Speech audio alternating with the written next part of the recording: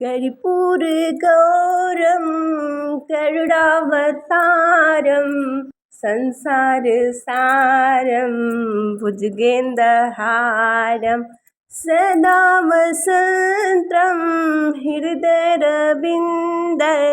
भवं भवानी सहितं नमामि। हर हर शंभु शंभु शिव महादेव शंभु शंभु। प्रणाम दोस्तों, मैं हूँ आप सबकी अंजनी। आप सब देख रहे हैं अंजनी दुनिया जी के भी। आप सभी का स्वागत है। बड़ों को सादर सादर प्रणाम है। और इसके पहले आप सभी ने 10वां अध्याय कथा सुनी थी। तो चलिए दोस्तों, आज मैं 11वां ज्योतिषलिंग की कथा प्रारंभ करूंगी। तो बने रहिए मेरे साथ। आप सभी का बहुत बहुत धन्यवाद। आज हम बहुत खुश हैं दोस्तों। आज मैं बता नहीं सकती हूँ कि मैं कितनी खुश हूँ, क्योंकि पता नहीं क्यों मेरा जन्म ही ऐसा है कि क्या है हम नहीं जानते हैं। पर हाँ, मैं दूसरों की खुशी में मैं बहुत ज़्यादा खुश रहती हूँ। मैं भले से मैं पीछे रहूँ, मुझे कोई फ़र्क नहीं पड़ता। ये मेरे प्रभु बहुत अच्छे से जानते हैं। तो मेरी जीजी माँ का, जैसे हमारे जितने, जब से हम लोग यूट्यूब पर आए हैं, तो हमारे ग्रुप में सबसे पहले और सबसे फर्स्ट हमारी जीजी माँ जा रही हैं। और बहुत बहुत धन्यवाद परमपिता परमेश्वर, हमारी जीजी माँ पे बहुत बहुत अपना मतलब छत्र छाया बनाए रखिएगा।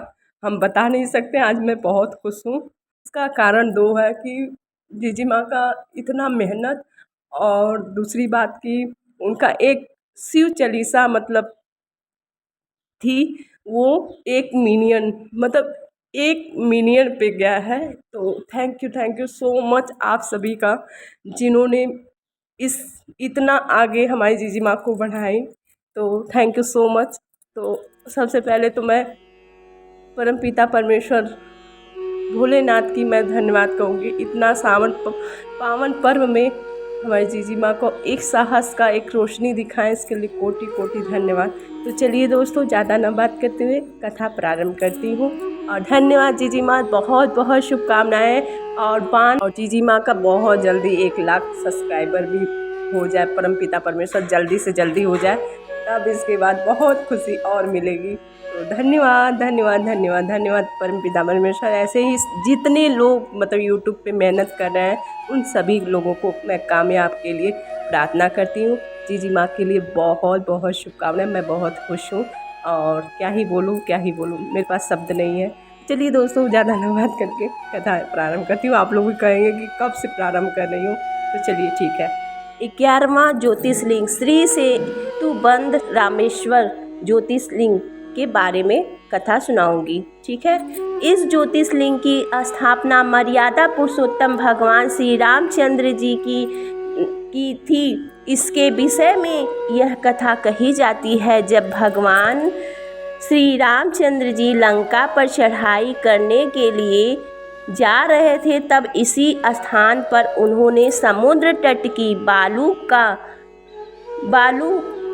का से शिवलिंग बनाकर उसका पूजन किया था। ऐसा भी कहा जाता है कि इस स्थान पर ठहरकर भगवान राम जल पी रहे थे कि आकाशवाणी हुई कि मेरी पूजा किए बिना ही जल पीते हो।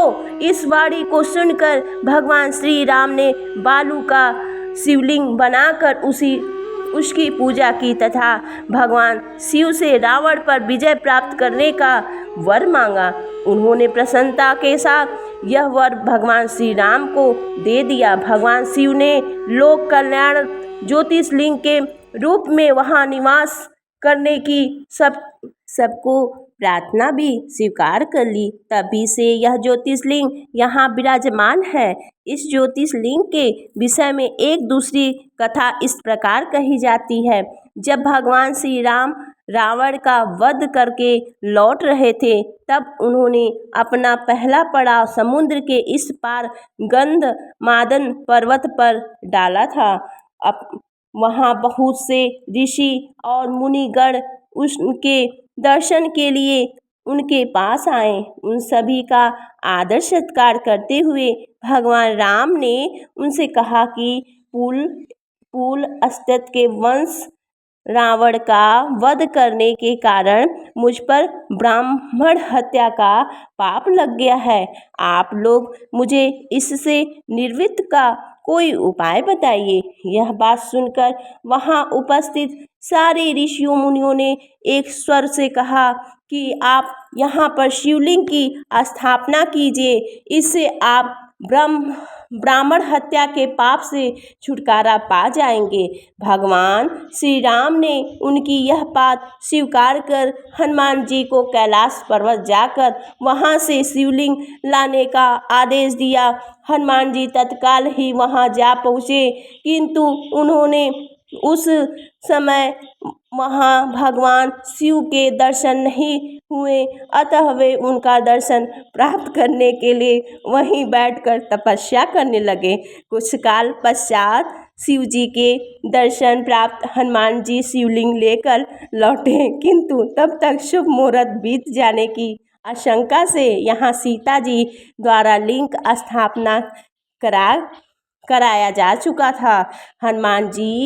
हनुमान जी को यह सब देखकर बहुत दुख हुआ। उन्होंने अपनी व्यथा भगवान श्री राम से कह सुनाई। भगवान ने पहले ही लिंग स्थापित किए जाने का कारण हनुमान जी को बताते हुए कहा कि यदि तुम चाहो तो इस लिंग को यहाँ से उखाड़ कर हटा दो। हनुमान जी अत्यंत प्रसन्न होकर उस लिंग को उखाड़ने लगे, किंतु बहुत प्रयत्न करने पर भी वह टस से मस नहीं हुआ। अंत में उन्होंने शिवलिंग को अपनी पूंछ में लपेट कर उखाड़ने का प्रयत्न किया, फिर भी वह ज्योतिषलिंग ज्यों का अडिग बना रहा। उल्टे हनुमान जी ही धक्का खाकर एक कोस दूर मूर्छित होकर जा गिरे। उनके शरीर से रक्त बहने लगा। यह देखकर सभी लोग अत्यंत व्याकुल हो उठे। माता सीता जी पुत्र से भी प्यारे अपने हनुमान के शरीर पर हाथ फेरती हुई विलाप करने लगी। मूर्छा दूर होने पर हनुमान जी ने भगवान श्री राम को परम ब्रह्मा के रूप में सामने देखा। भगवान ने उन्हें शंकर जी की महिमा बताकर उनका प्रबोध किया। हनुमान जी द्वारा लाए गए लिंग को स्थापना भी वहीं पास में करवा दी गई। स्कंद पुराण में इसकी महिमा विस्तार रूप से वर्णित है। तो आशा करती हूँ कि आप सभी को ये छोटी सी कथा श्री सेतुबद्ध रामेश्वर ज्योतिर्लिंग की कथा अच्छी लगी होगी तो बस छोटी सी रिक्वेस्ट है आप सभी से कि सुनिए और शेयर करिए, और अगर पसंद आए तो लाइक कर दीजिएगा। चैनल पे अगर न्यू है तो सब्सक्राइब कर दीजिएगा, बेल आइकन को जरूर प्रेस कर दीजिएगा। मिलती हूँ एक नए वीडियो में, तब तक के लिए प्रणाम। हर हर महादेव।